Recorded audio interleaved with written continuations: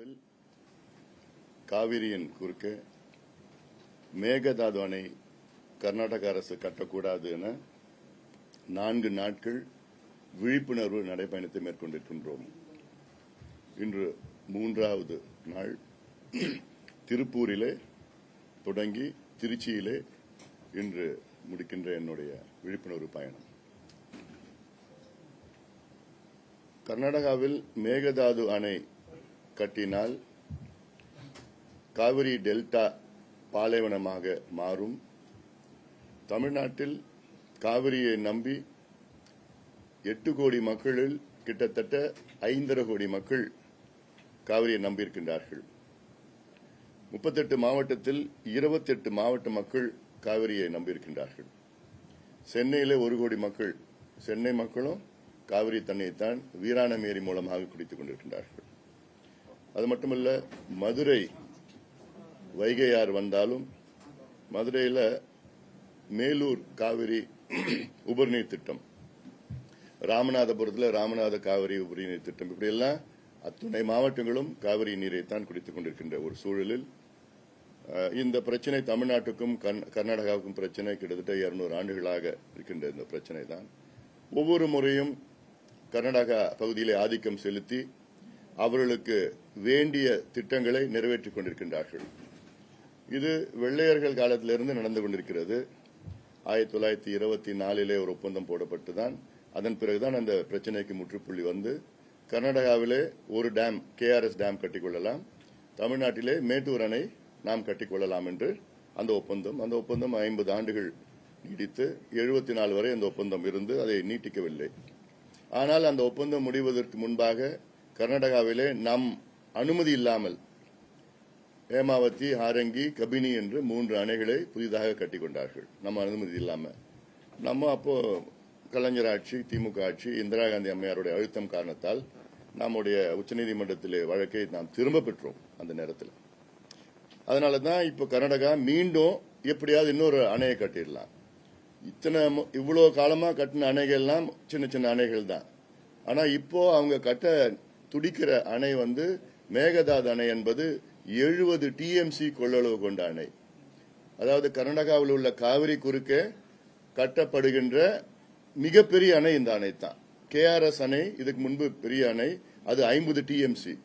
இந்த அணை வந்து 70 TMC கொள்ளளவு கொண்ட அணையாக கட்ட அவர்கள் நினைக்கின்றார்கள். கர்நாடகா முதலமைச்சர் சொல்லி வருகிறார். பயன்பெறும். அடுத்தது இது வந்து நாங்க வந்து இது ஒரு குடிநீருக்கு மட்டும்தான் நாங்க பயன்படுத்துவோம்.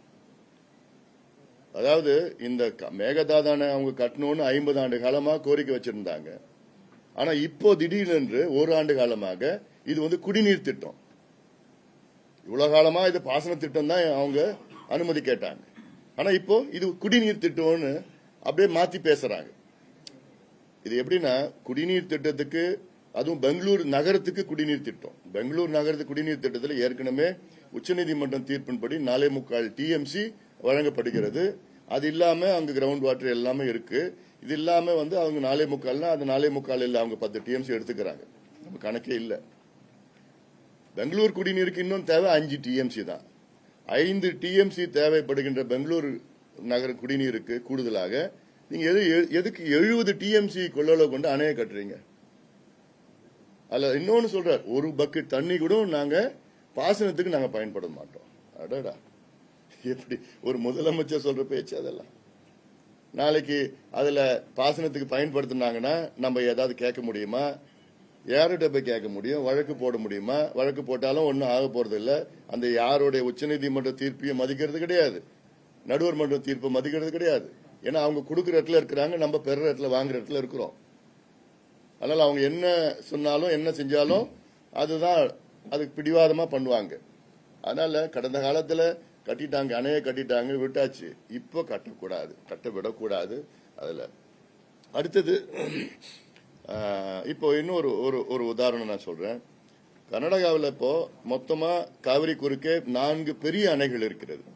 KRS டேம், கபினி, ஹேமாவதி, ஆரங்கி, சின்ன சின்ன டேம் இருக்கு, ஸ்வர்ணாவதி, ஆர்காவதி, அப்படி எல்லாம் நிறைய சின்ன சின்ன அணைகள்லாம் இருக்கு. அதுல அதுல இப்ப மொத்தம் கொள்ளளவு வந்து இன்னைக்கு பாத்தீங்கன்னா 115 டிஎம்சி இந்த 4 அணைகளோட கொள்ளளவு.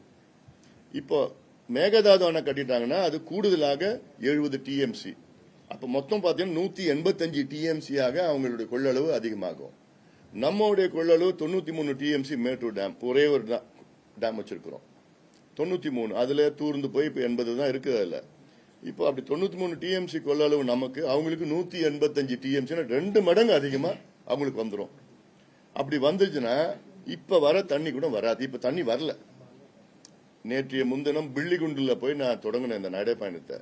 இப்போ இந்த ஜூலை அப்போ இன்னைக்கு ஜூலை 3ஆம் தேதி, அன்னைக்கு ஜூலை 1ஆம் தேதி தொடங்கினேன். அன்னைக்கு பார்த்தா பிள்ளிகுண்டுல காவிரி நடுவுல நின்று நான் பேட்டி கொடுக்கிறேன்.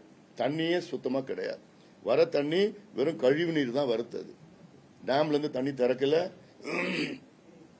ஜூலை மாசம் அவ்வளோ தண்ணி வெள்ளமா வந்திருக்கணும், ஆக்சுவலா வரல. இதுல இன்னொன்னு முக்கியமான நீங்க தெரிஞ்சுக்கணும் என்னன்னா, காவிரி மேலாண்மை ஆணையம் மே மாதம் 26ஆம் தேதி டெல்லியிலே கூடியது.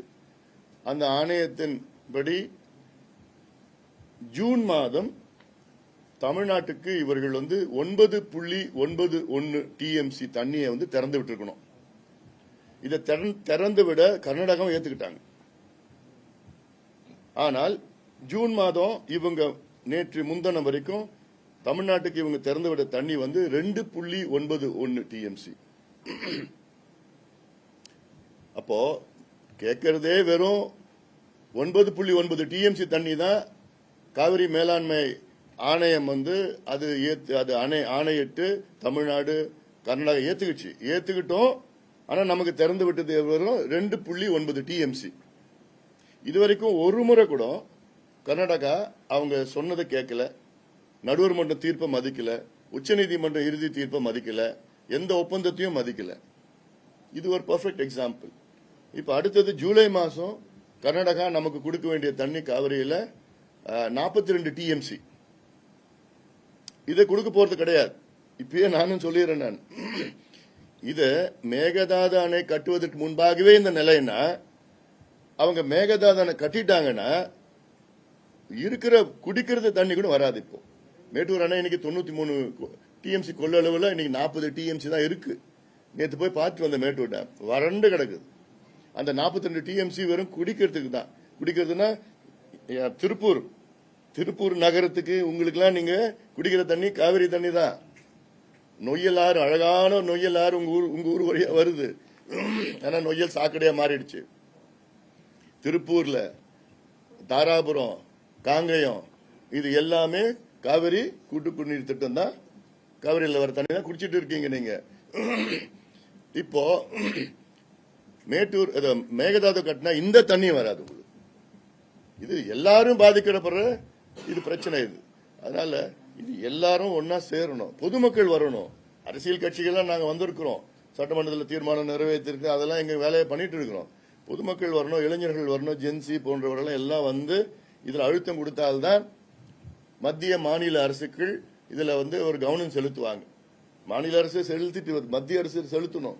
மத்திய அரசுல என்ன ஒரு இஷ்யூனா, கர்நாடகாவில் தேசிய கட்சிகள் தான் ஆண்டுட்டு வருது.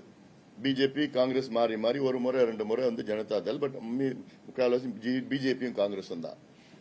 மத்தியில ஆளுறது பிஜேபியும் காங்கிரஸ் தான் மாத்தி மாத்தி. ஆக அந்த 2 கட்சிகளும் கர்நாடகாவை தான் சப்போர்ட் பண்ணுவாங்க. தமிழ்நாட்டுக்கு நிச்சயமா சப்போர்ட் பண்ண போறது கிடையாது. அடுத்தது 2028 கர்நாடகாவில் எலெக்ஷன் வருது. இந்த தேர்தலுக்காக டி.கே. சிவகுமார் அவர்கள் இன்னும் அதிகமா சத்தம் போட்டுட்டு இருக்காரு, மேகதாது மேகதாது மேகதாது. ஏன்னா அவர் தொகுதியில தான் வருது, கனகாபுரம் தொகுதியில தான் மேகதாது அணை வருது. மேகதாது அணை பாத்தீங்கன்னா தமிழ்நாட்டு எல்லையில இருந்து 4 கிலோமீட்டர் தள்ளி இருக்கு அந்த மேகதாது அணை. அந்த பகுதி மேகதாது பகுதி. மேகதாதுனா காவிரி ஒரு குறுகிய இடத்துல தண்ணி அப்படியே மறுபடியும் தண்ணி வருது, அந்த மேகதாது. இப்போ இன்னும் 1.5 வருஷம் சிவகுமார் அவர்கள் இன்னும் சத்தம் அதிகமா போடுவார். அத்தனை கட்சிகளும் அவங்க சப்போர்ட் பண்ணுது. அங்க கர்நாடகாவில் காவிரி பிரச்சனைக்காக காங்கிரஸ், பிஜேபி, ஜனதா தள், வேற என்னென்ன கட்சி இருக்குதோ அத்தனையும் ஒன்னா சேர்ந்து டி.கே. சிவகுமார் வீட்டில் கூடி பேசுறாங்க. இங்க நடக்குமா தமிழ்நாட்டில்? எந்த இவ்வளோ பெரிய பிரச்சனை இருந்தாலும் அப்படி நான் இப்படிதான் இருப்பேன், நான் இங்கதான் இருப்பேன்னு அப்படிலாம் அந்த மாதிரி நிலையில இருக்குது அங்க. இத்தனைக்கும் அவங்க கொடுக்குற இடத்துல இருக்கிறாங்க, நம்ம வாங்குற இடத்துல இருக்கிறோம். அப்போ தண்ணி பெற இடத்துல இருக்கிறோம். அப்போ இதெல்லாம் நம்ம எடுத்து பண்ணணும், கடைபிடிக்கணும், லீகலா நிறைய எடுத்துட்டு போனோம். மேகதாது அணை கட்டினாங்கன்னா 12,500 ஏக்கர் காட்டை அழிச்சு அந்த அணையை கட்ட முடியும். அப்பதான் கட்ட முடியும். 12,500 ஏக்கர். அதுல 3 சரணாலயங்கள் இருக்கு. குறிப்பா காவிரி வனவிலங்கு சரணாலயம், காவிரி வைல்ட் லைஃப் சாங்சுரின்னு இருக்கு. அதுல புலிகள் அதிகமா இருக்கு. அங்க புலிகள் அதிகமா இருக்கிற பகுதி அது. யானைகள் பெரிய சரணாலயம், அங்க ஆயிரக்கணக்கான யானைகள் அங்க இருக்கு.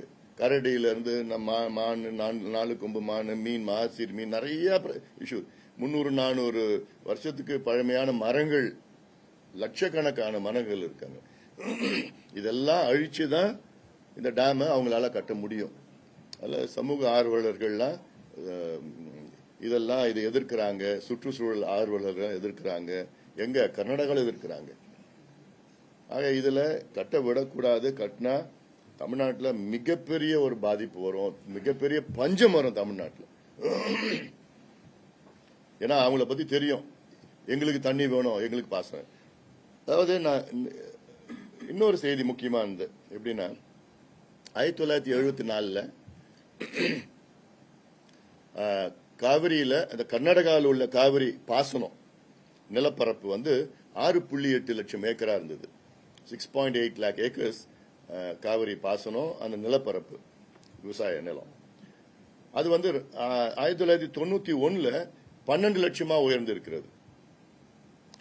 2006 அது வந்து 18 லட்சமா உயர்ந்து இருக்கிறது. 2016 21 லட்சமா உயர்ந்து இருக்கிறது. இன்னைக்கு அது வந்து 25 லட்சமா உயர்ந்து இருக்கும். ஆனா அதுக்கு டேட்டா எங்களுக்கு இல்ல, எங்ககிட்ட இல்ல. 2016 கடைசியா 21 லட்சம் கர்நாடகாவில். அதே மாதிரி தமிழ்நாட்டில் 1974 29 லட்சம் ஏக்கர் பாசனம் காவிரி, தமிழ்நாட்டில் உள்ள காவிரி மூலமாக பாசன பரப்பு. இன்னைக்கு தமிழ்நாட்டில் உள்ள பாசன பரப்பு 20 லட்சம். 29 இருந்து நமக்கு 29 இருந்து 20 லட்சமா குறைஞ்சிருக்கு. கர்நாடகாவில் 6.8 லட்சத்துல இருந்து இன்னைக்கு 21 லட்சமா உயர்ந்திருக்கு. ஆக்சுவலா 25 லட்சமா இருக்கும், பட் டேட்டா எங்களுக்கு இல்ல. மேகதாது கட்டினாங்கன்னா கர்நாடகாவில் 30 லட்சமா உயரும் ஏக்கர், தமிழ்நாட்டில் 10 லட்சமா குறையும். அப்ப சுத்தமா நமக்கு உணவு கிடைக்காது. குடிநீர் பிரச்சனை மட்டும் இல்ல, காவிரி டெல்டாவில் வந்து பாத்தீங்கன்னா தமிழ்நாட்டிலுடைய உணவுல கிட்டத்தட்ட 1/3 பங்கு உணவு டெல்டாவில் கிடைக்குது.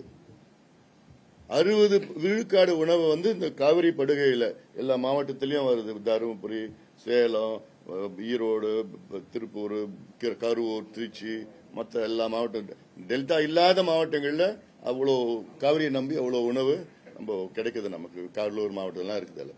அப்போ இதெல்லாம் கணக்கில் வச்சுதான் இதை நம்ம அணுக வேண்டும். இந்த பிரச்சனை முக்கியமான பிரச்சனை. இந்த நேரத்தில் தான் இவங்க அங்க சேர்றாங்க, அவங்க இங்க சேர்றாங்க, இவங்க அங்க பண்ணிட்டாங்க, இவங்க வர்றாங்க போறாங்க, இதெல்லாம் நடந்துட்டு இருக்குது. அதுக்கு தான் முக்கியமா இருக்குது எனக்குலாம். ஏன்னா இந்த காவிரி பிரச்சனை கொஞ்சம் இருங்க மீடியாவில், ஏன்பா யாராவது இல்லைங்களா பாருங்க, உள்ள வந்துட்டு இருக்காங்க எல்லாரும் சொல்லி நில்லுங்க.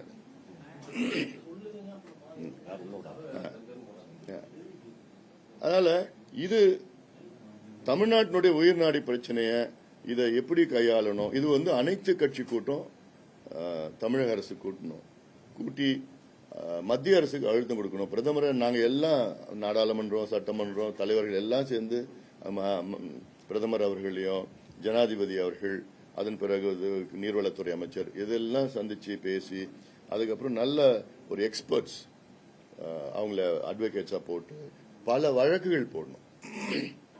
சுற்றுச்சூழல் அழிக்கிறது, பயோடைவர்சிட்டி அழிக்கிறது. ஏன்னா இந்தியா வந்து எல்லா ட்ரீட்டிலையும் கையெழுத்து போட்டிருக்கு. பாரிஸ் டிக்ளரேஷன் 2015, அப்புறம் மான்ட்ரியல் பயோடைவர்சிட்டி இன்டர்நேஷனல் ட்ரீட்டி, எல்லாத்தையும் கையெழுத்து போட்டிருக்கு இந்தியா. அதுல என்னன்னா காடுகளை வளர்க்கணும், விரிவுபடுத்தணும், அதுல கையெழுத்து போட்டிருக்கு. அதுக்கு நேரா எதிரான இந்த செயல்கள்லாம் மத்திய அரசு கொண்டு வரக்கூடாது. இப்போ இது வச்சு வழக்கு போடலாம். அப்போ ஒன்னு வச்சு வழக்கு போட்டாலே அது ஒன்னு அங்கங்க நின்று போயிடும். இவங்க வந்து 2028 வரைக்கும் பயங்கர சத்தம் போடுவாங்க. அதுக்கு பிறகு கொஞ்சம் கம்மியா இருக்கும். ஆனாலும் நம்ம எதிரும் ஏன்னா உச்சநீதிமன்றத்தில் எனக்கு என்னன்னா இப்போ காவிரி நடுவர் மன்றம் 90ல் அமைச்சு 91ல் இடைக்கால தீர்ப்பு 2007ல் வந்து இறுதி தீர்ப்பு 2013ல் வந்து கெசட் நோட்டிபிகேஷன் பண்ணதுக்கு அப்புறம் தான் பிரச்சனை வந்துச்சு. அப்புறம் தான் உச்சநீதிமன்றம் போய் உச்சநீதி 2018ல் ஒரு தீர்ப்பு கொடுக்குறாங்க. இடைக்கால நமக்கு நீர் பகிர்வு வந்து 205 டிஎம்சி 91ல் கொடுத்தது. 2007ல் வந்து அதை வந்து குறைச்சி 192 கொடுத்துட்டாங்க. அதுக்கு பிறகு உச்சநீதிமன்றம் 2018 அதையும் குறைச்சி 177.25 டிஎம்சின்னு கொடுத்துட்டாங்க. அதுல 4.25 டிஎம்சி பெங்களூருக்கு, 7 டிஎம்சி பாண்டிச்சேரிக்கெல்லாம் கொடுத்தாங்க. அப்போ உச்சநீதிமன்ற தீர்ப்பு என்ன சொன்னாங்கன்னா 2033 வரை நீங்க இங்க யாரும் வரக்கூடாது, அதுல நீங்க பகிர்ந்துக்குங்க, அவ்வளவுதான். இந்த இந்த இந்த தீர்ப்பு 2033 வரை இருக்கும். அதுக்குள்ள யாரும் கேஸுக்கு வராது, எதுவும் வராது, எந்த விரிவாக்கம் எதுவும் பண்ணக்கூடாது. உச்சநீதிமன்ற தீர்ப்பு.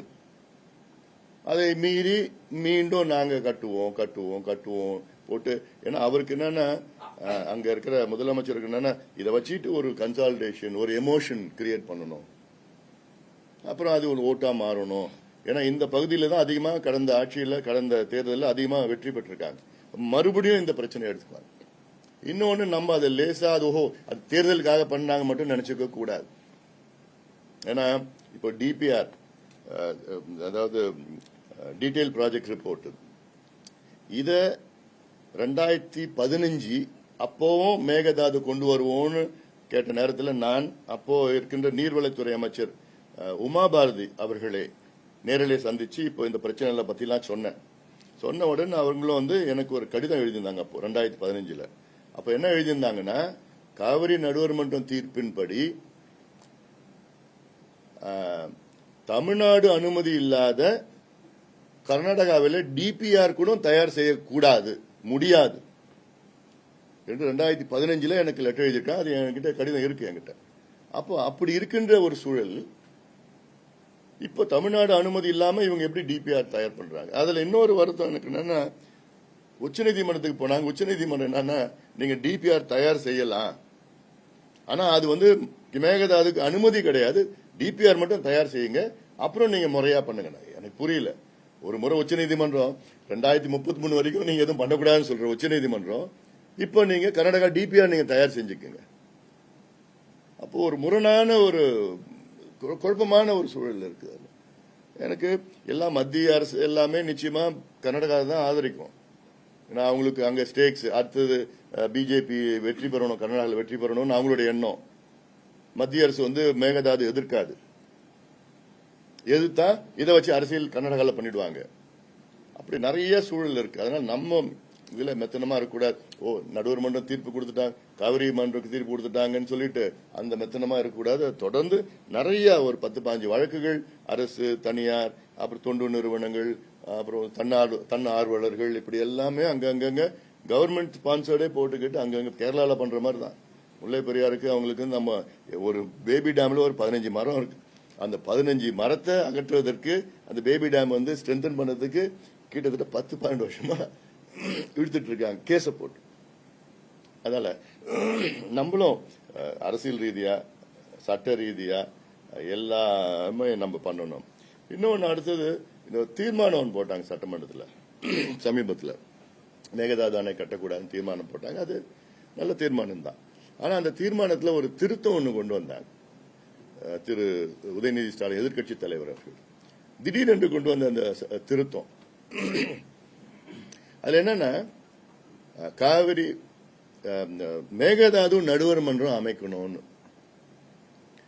இது தமிழ்நாட்டுக்கு ஒரு விபரீதமான ஒரு முடிவா நான் பாக்குறேன் நான். ஏன்னா முதல்ல நம்ம மேகதாதுவே நம்ம ஏத்துக்கல, பிறகு மேகதாது நடுவர் மன்றத்தை எப்படி நம்ம ஏத்துப்போம்?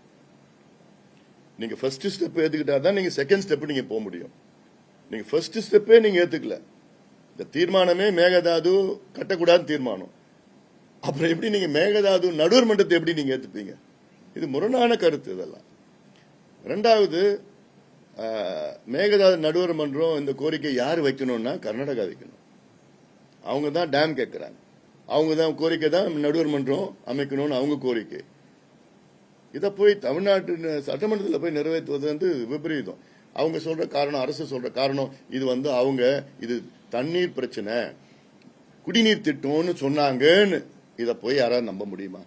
70 டிஎம்சி டேமை கட்டி இது வந்து தண்ணிக்கு கொண்டு போறோம். தண்ணிக்கு குடிநீருக்கு நீங்க 1/2 TMC, 1 TMC, 2 TMC, 3 TMC dam கட்டுவீங்க, செக் டேம் கட்டி அந்த தண்ணி எடுத்துட்டு போவீங்க. எவ்வளவுதான். எதுக்கு இவ்வளவு பெரிய டேம்? அதனால இது பாசனத்துக்கு 100% பாசனத்துக்கு தான். ஆனா இது குடிநீருக்காக எல்லாம் இப்படி முரணான பேச்செல்லாம் நிச்சயமா நாளைக்கு கர்நாடகாவும் சரி நாங்களும் மேகதாது நடுவர் மன்றம் ஏத்துக்கிறோம் அப்படின்னு சொன்னா என்ன பண்ணுவாங்க தமிழ்நாட்டில்? நீங்க ஏத்துக்கிட்டீங்க, நாங்களும் ஏத்துக்கிறோம். மத்திய அரசு உடனே மேகதாது நடுவர் மன்றத்தை அமைப்பாங்க. மத்திய அரசு அங்க போற ஆளுங்க தான் அங்க இருக்க போறாங்க. நாளைக்கு அந்த நடுவர் மன்றம் இல்ல 70 டிஎம்சி வேண்டாம் 65 டிஎம்சி கட்டிக்குங்க அப்படின்னு சொன்னாங்கன்னா நம்ம எங்க போவோம்? அதனால இதெல்லாம் நிச்சயமா தவறான ஒரு இது தீர்மானம். இந்த தீர்மானத்தை திரும்ப பெறணும். இன்னொன்னு இந்த தீர்மானம் கூட சரியான முறையில் இது வந்து நிறைவேற்றல சட்டமன்றத்தில். ஏன்னா ஒரு திருத்தம் கொண்டு வந்தா அந்த திருத்தத்துக்கு ஓட்டு எடுக்கணும். அந்த திருத்தத்துக்கு ஓட்டு எடுத்து சரி எல்லாம் ஒத்துக்கிறீங்களா, அப்புறம் அந்த திருத்தம் கொண்டு வந்து தீர்மானம் வரணும். இல்ல அந்த திருத்தம் அந்த முறையான முறையில் இல்லை, அதை திரும்ப பெறணும். பெற்றாதான் இதுல வந்து நமக்கு லீகலா நமக்கு ஸ்ட்ராங்கா இருக்கணும். ஏன்னா அவங்களும் நாளைக்கு சுப்ரீம் கோர்ட்ல போயிட்டு அவங்க ஏத்துக்கிட்டாங்க, நடுவர் மன்றம் ஏத்துக்கிட்டாங்க, சுப்ரீம் கோர்ட்ல போயிட்டு சுப்ரீம் கோர்ட் ஓகே நடுவர் மன்றம் வச்சிருக்கீங்க அப்படி சொன்னாங்கன்னா ஒண்ணுமே பண்ண முடியாது. எதுக்கும் வழிவிடக்கூடாது அவங்களுக்கு. ஏன்னா கடந்த கால அனுபவம் பார்த்துட்டோம், இப்ப இருக்கிற தேர்தல் சிச்சுவேஷன் பார்த்துட்டோம், அரசியல் நிலையெல்லாம் பார்த்துட்டோம், மத்திய அரசினுடைய அணுகுமுறை எல்லாம் பார்த்துட்டோம், எல்லாம் பார்த்துட்டோம். மத்திய அரசு அமைதியா இருக்குது, எதுவும் பேசாம இருக்கிறாங்க. அதனால இதெல்லாம் நமக்கு வந்து we have to be very very careful. And இதுல தமிழ்நாட்டு மக்கள், நான் கன்னியாகுமரியில் வாழ்கிறேன், நான் சென்னையில் இருக்கிறேன், நான் கோயம்புத்தூர்ல இருக்கிறேன், நான் ஊட்டியில் இருக்கிறேன், எங்களுக்கு பாதிப்பு இல்லை. எல்லாருக்கும் பாதிப்பு. சோறு கிடைக்காது உங்களுக்கு. நாளைக்கு சோறு வந்து எங்க வருது? காவிரி டெல்டால வந்து அங்க விளையிற நெல்லு தான் நமக்கு சோறா. அவங்களுக்கு காலங்காலமா 1000 ஆண்டுகள் அந்த காவிரி டெல்டா தான் நமக்கு சோறு போட்டுட்டு இருக்கு. இன்னும் 1000 ஆண்டுகள் அந்த பகுதி சோறு போடணும். இடையில தண்ணி வரலன்னா நின்று போச்சு. அதனால இது வந்து ஒரு முக்கியமான பிரச்சனை நான் பாக்குறேன். கேள்வியில் என்ன இருக்கா? தமிழகத்தில் பாமக பொறுத்தளவுக்கு வந்து போதைப் பொருள் உள்ளிட்ட அதாவது பொதுமக்கள் சார்ந்த பிரச்சனை நீங்க முன்னாடி போறீங்க. இப்ப நீங்க தமிழக அரசை வற்புறுத்துற நேரம் அதாவது பாமக சார்பா நீங்களே அனைத்து கட்சி கூட்டத்தை கூட்டினாங்க. நான் வந்து ஒரு 15 நாளுக்கு முன்பு அனைத்து விவசாய சங்க கூட்டத்தை நான் கூட்டினேன். சென்னையில் 68 விவசாய சங்க தலைவர்கள், முக்கியமான எல்லாமே PR பாண்டியில இருந்து எல்லாமே வந்திருந்தாங்க. அதுக்கு வந்திருந்தாங்க. அதுல வந்து கிட்டத்தட்ட 4 மணி நேரம் விவாதம் பண்ணி இந்த மேகதாது பிரச்சனை, இந்த கடன் கூட்டுறவு வங்கியில வந்து கடன் முழுமையாக தள்ளுபடி பண்ணணும், வேற விளைநிலங்களுக்கு நெல்லுக்கு குவிண்டாலுக்கு 3500 ரூபாய் கொடுக்கணும், கரும்புக்கு 4000, இது எல்லாமே பேசி ஒரு தீர்மானம் கிட்டத்தட்ட 23 தீர்மானங்கள் நிறைவேற்றணும். தீர்மானத்தை அரசுகிடம் கொடுத்துருக்கிறோம் எல்லாம். அதனால இது நிச்சயமா இது அரசு இந்த பிரச்சனை வந்து it is a wider problem. அதனால அரசு பண்ணாதான் இது சரியா இருக்கும். அரசு வந்துதான், ஏன்னா அரசு தான் அடுத்த கட்டத்துக்கு எடுத்துட்டு போக முடியும். இது மத்திய அரசு எடுத்துட்டு போகணும். இப்போ நான் அனைத்து கட்சி கூட்டத்தை வந்து மாநில அரசு முடிவெடுக்கிற அந்த சமூக நீதி கணக்கெடு மாநில அரசு முடிவெடுக்கிற அந்த பிரச்சனை, இது மத்திய அரசு தான் முடிவெடுக்கணும். உச்ச நீதிமன்றம் இருக்குது, எல்லாம் நீதிமன்றங்கள்லாம் இருக்கு. அரசு பண்ணணும். எங்களுக்கு நான் தயாரா இருக்கிற பண்ணதுக்கு தயாரா இருக்கிறேன். ஆனா இதுல வந்து அந்த சமூக நீதி கணக்கெடுப்பு போன்ற இது எல்லாம் வருவாங்களா இல்லைன்னு தெரியல. பட் கவர்மெண்ட் இது பண்ணாதான் இதுல அடுத்த கட்டம் கவர்மெண்ட்ல முதலமைச்சர் தலைமையில பிரதமரை சந்திக்கிறது, அங்க அழுத்தம் கொடுக்கிறது, அது எல்லாமே இன்னும் ஒரு ஷோ ஆஃப் ஸ்ட்ரென்த் இருக்கும்.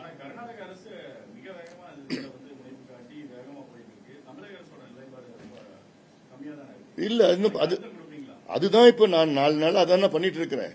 அதுக்கு தான் நான் இறங்கி இருக்கிறேன். நான் மற்ற கட்சிகள்லாம் எல்லாமே இங்க இருந்து அங்க போறாங்களா, அங்க இருந்து வராங்களா, இங்க இருந்து ஓடி போறாங்க, இதை தான் பேசிட்டு இருக்காங்க தவிர நாங்க இதுதான் பிரச்சனை. இது வந்து நமக்கு மட்டும் இல்ல, வருகின்ற தலைமுறைகளுக்கு எல்லாமே பிரச்சனை. வருகின்ற அத்தனை தலைமுறைகளுக்கும் கட்டிட்டாங்கன்னா காவிரி மறந்துடணும். அவங்க நமக்கு கொடுக்கறதே மிச்ச நீர் தான், உபரி நீர் தான் கொடுக்கறாங்க. தமிழ்நாடு வந்து கர்நாடகாவுக்கு வடிகால் தான்.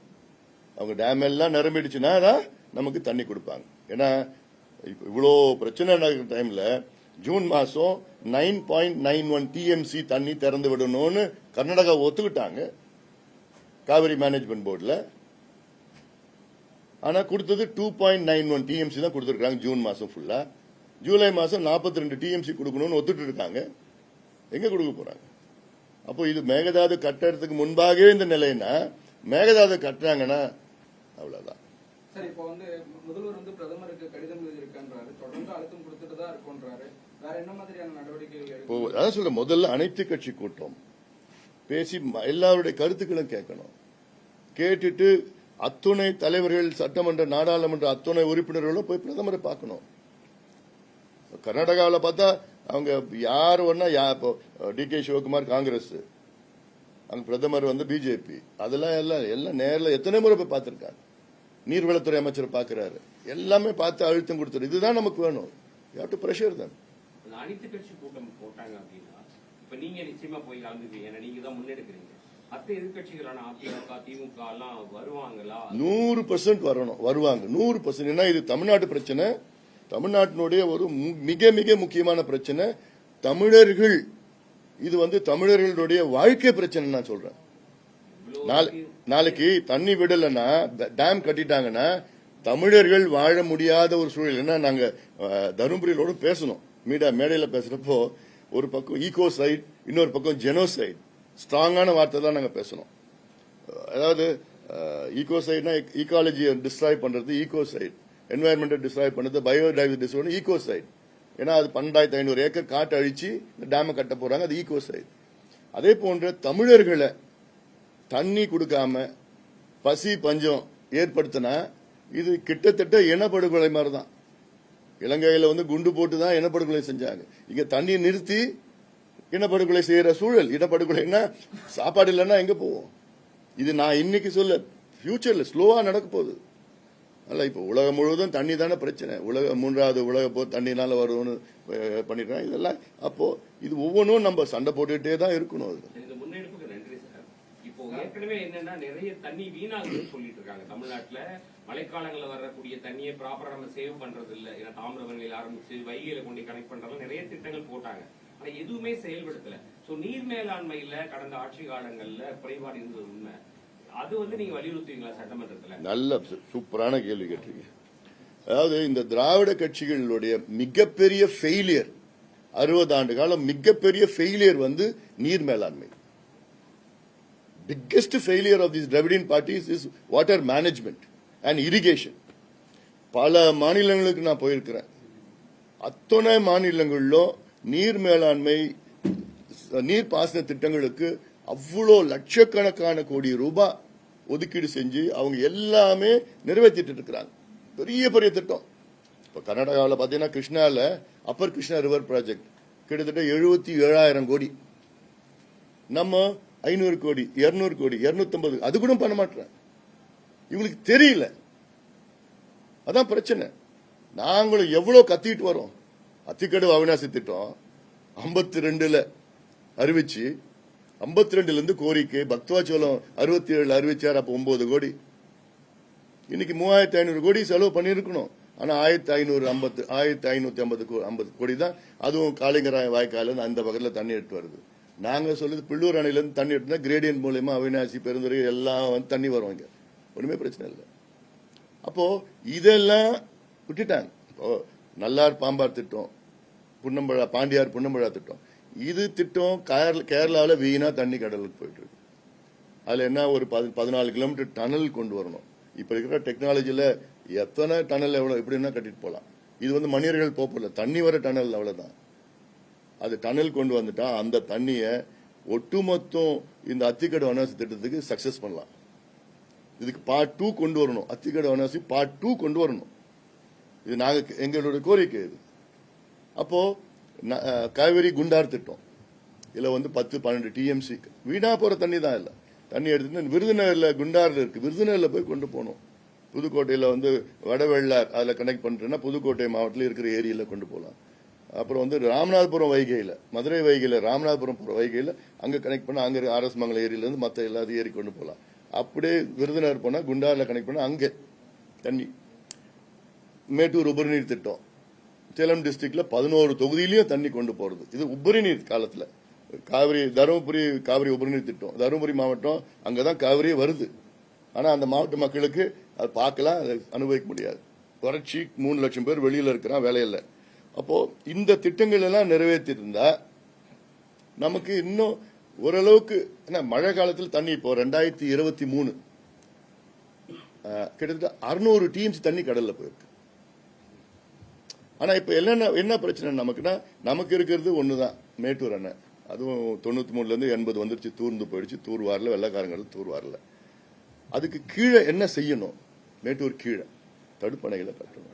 இதைத்தான் நாங்க 30 வருஷமா கத்திட்டு இருக்கிறோம். போராட்டம், எத்தனை போராட்டம் பண்ணிட்டு இருக்கிறோம்.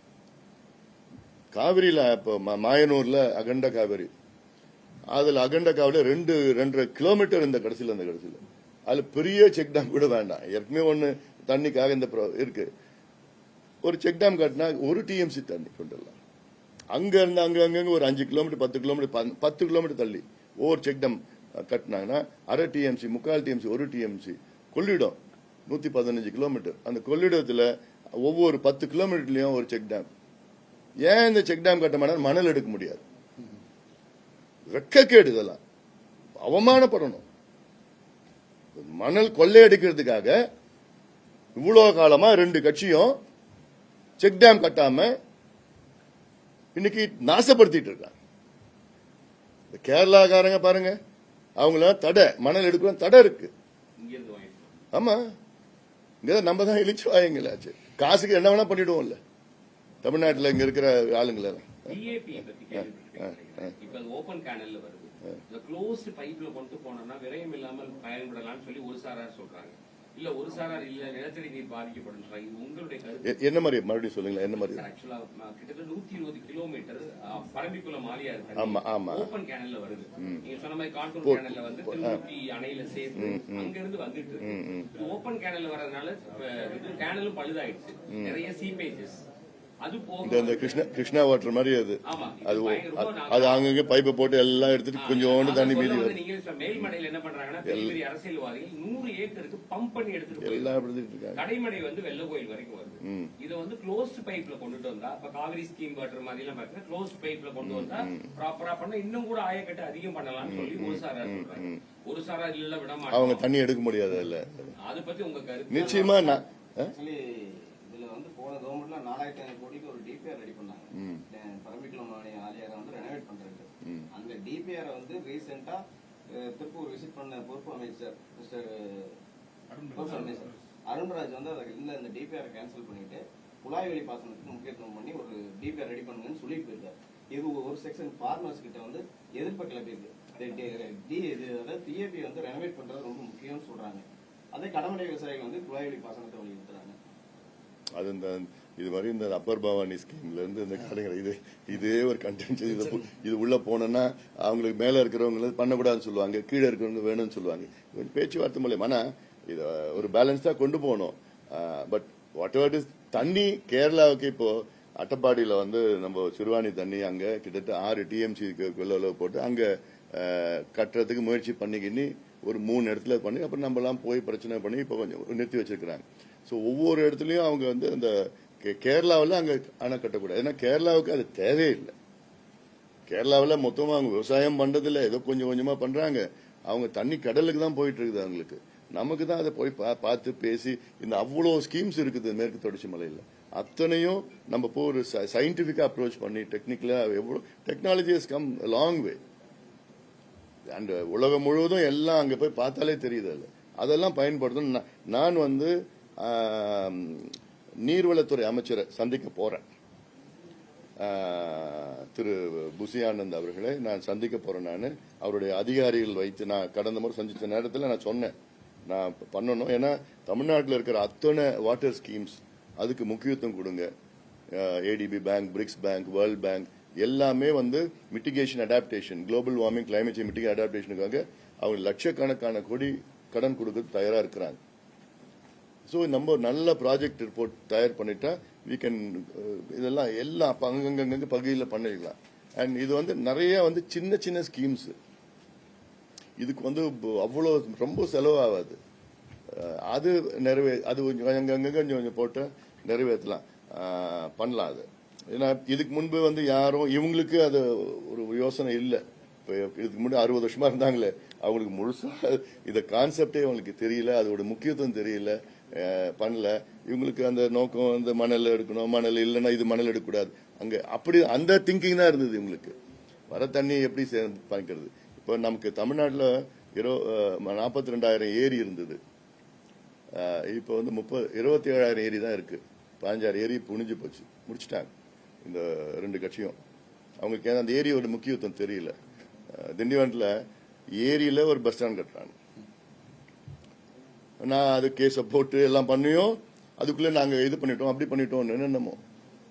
திருவள்ளூர் டிஸ்ட்ரிக்ட் கலெக்டர் ஏரியில, திருவள்ளூர் வந்து மேஜிஸ்ட்ரேட் கோர்ட் ஏரியில, மதுரை பெஞ்ச் ஹைகோர்ட் ஏரியில தான் இருக்குது. ஸோ அதுல இவங்க ஏரியோட முக்கியத்துவம் தெரியல. இப்ப 27,000 ஏரி இருக்கு. இந்த 27,000 ஏரியும் அவங்க வந்து கொஞ்சம் தூர்வாரினாங்கன்னு வச்சுக்கோங்களேன். ஒரு தம்பி நல்லா சொன்னாப்ல, ஒரு 1 மீட்டர், ஒரு 3 அடி 3.3 ஃபீட் தூர்வாரினாங்கன்னா 27 ஏரியும் 200 டிஎம்சி தண்ணி வந்து நம்ம தேய்க்கலாம். இப்ப நேற்று நீங்க பேசினது சொன்னீங்க, இந்த மாதிரி சமூக வலைதளங்கள் வழியா அரசியல் மாற்றம் ஏற்பட்டிருக்கு, இந்த மேகதாது அணையை அதே மாதிரி கொண்டு போகணும் அப்படின்னு சொல்லியிருக்காங்க. அதுக்கு பாமக தரப்புல எந்த மாதிரியான ஒரு முன்னெடுப்புலாம் இது பாமா எல்லாத்துக்கும் ஒரு கால் தான் கொடுத்துருக்கேன் நான். நம்ம செஞ்சுட்டு வரோம். நம்ம ஷேரிங் லாட்ஸ் ஆஃப் இன்ஃபர்மேஷன். ஏன்னா நிறைய பேருக்கு தெரியல. இப்போ கொஞ்சம் நிறைய என்னன்னா எனக்கு ஒரு மகிழ்ச்சி என்னன்னா, இந்த மெசேஜ் ரீச் ஆயிட்டு இருக்கு. ஓஹோ, இதுதான் மேகதாதுவா, நாங்க ஏதோ ஒரு டேம் கட்டத்துல என்ன தப்பு, தண்ணி கடலுக்கு போதே, தப்பு இல்லைன்னு நாங்க நினைச்சிட்டு வந்தோம். இது கட்டினா இவ்வளவு பிரச்சனை நமக்கு வருமானு இப்பதான் போயிட்டு இருக்குது. So it has to reach more. And மக்கள் மத்தியில் எதிர்ப்பு வந்தாதான் இது இன்னும் கொஞ்சம் ப்ரெஷர் மத்திய அரசு மாநில அரசுக்கெல்லாம் வரும், ப்ரெஷர் வரும். அதுதான் என்ன ஜல்லிக்கட்டுக்கு பண்ணாங்கல்ல, நேற்று கூட பேசின மேடையில், ஜல்லிக்கட்டுக்கு வந்து 99.9% ஜல்லிக்கட்டுக்கு போராடினவங்க ஜல்லிக்கட்டு பார்த்ததே கிடையாது. 99.99% மக்கள் வந்து ஜல்லிக்கட்டுக்கு போராடினவங்க வந்து ஜல்லிக்கட்டுனால அவங்களுக்கு பாதிப்பு கிடையாது. அது நம்மளுடைய வீர விளையாட்டு, நம்மளுடைய பாரம்பரியம், அதுக்காக அந்த உணர்வுல போனாங்க. ஆனா இந்த மேகதாதுனா everyone will be affected. எல்லாருமே தனி நபர்கள், 8 கோடி மக்கள் தமிழ்நாட்டில் வில் பி அஃபெக்டட், பாதிக்கப்படுப்பாங்க. அது இன்னைக்கு மட்டும் இல்ல, வருங்கால அவங்களுடைய பிள்ளைகள், அவங்க பேர பிள்ளைகள், கொள்ளு பேர பசங்க, வாரிசுகள் எல்லாமே generations come they'll be affected இந்த மேகதாதனை கட்டினாங்கன்னா. அதனால இது ஒரு பெரிய சீரியஸான ஒரு இஷ்யூ. இதுக்கு எல்லா அழுத்தம் கொடுத்து இது தடுத்து நிறுத்தி அதை தொடர்ந்து சஸ்டெயின் பண்ணிட்டு இருக்கணும்.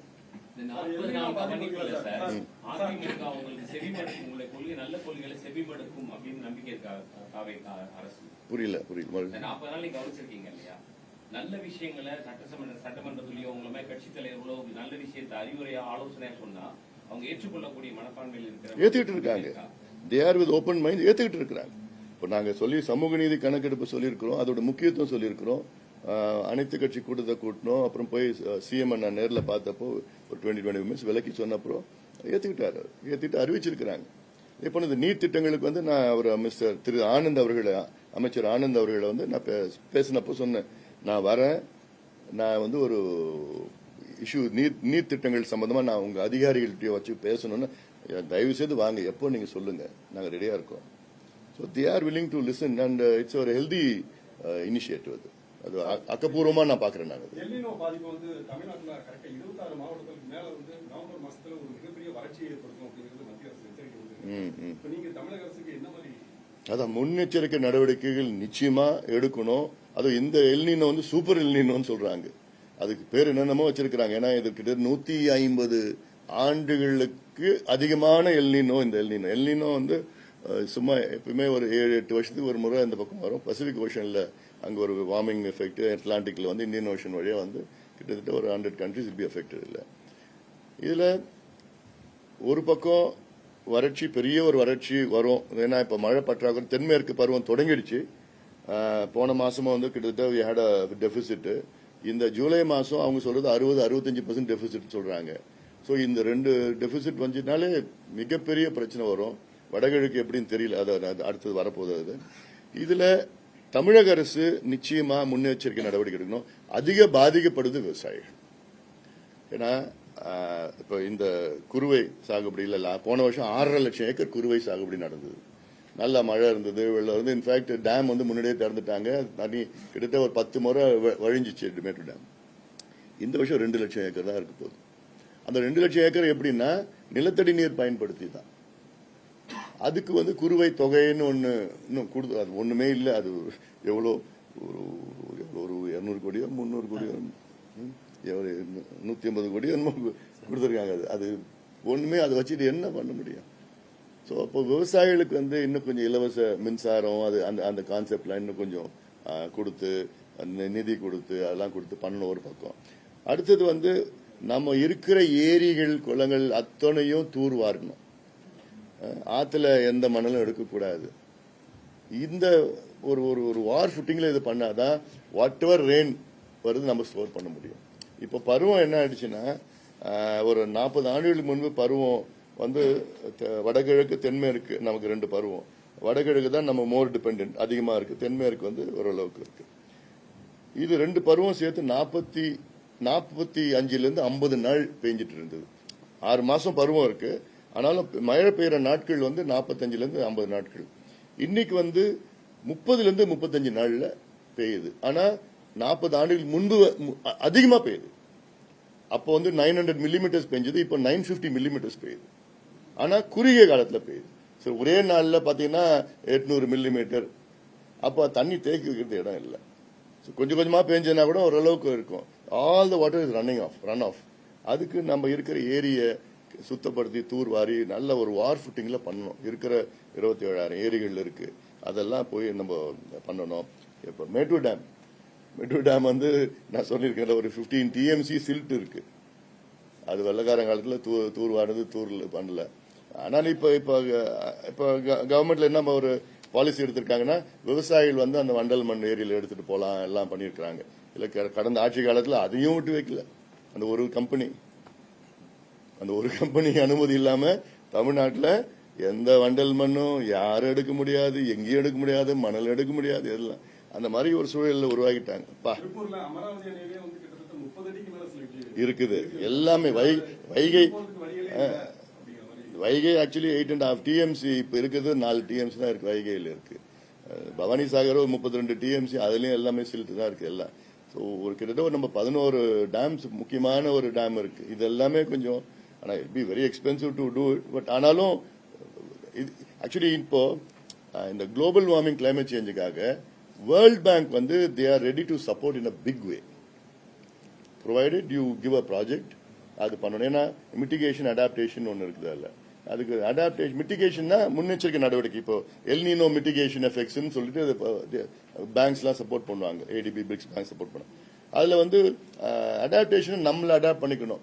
இப்போ என்னன்னா சில கிராப்ஸ் இருக்குது, நிறைய வாட்டர்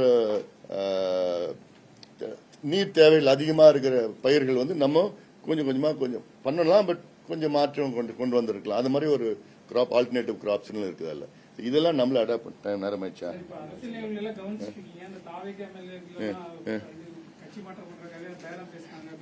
நான் இது உள்ள போனேன்னா நீங்க வந்து மேகதாதை பத்தி போட மாட்டீங்க. அது வேணா, அது நான் வந்து இன்னைக்கு சாயங்காலம் நான் பேசுறேன். இப்போ நீங்க மேகதாதை மட்டும் போடுங்க. நன்றி.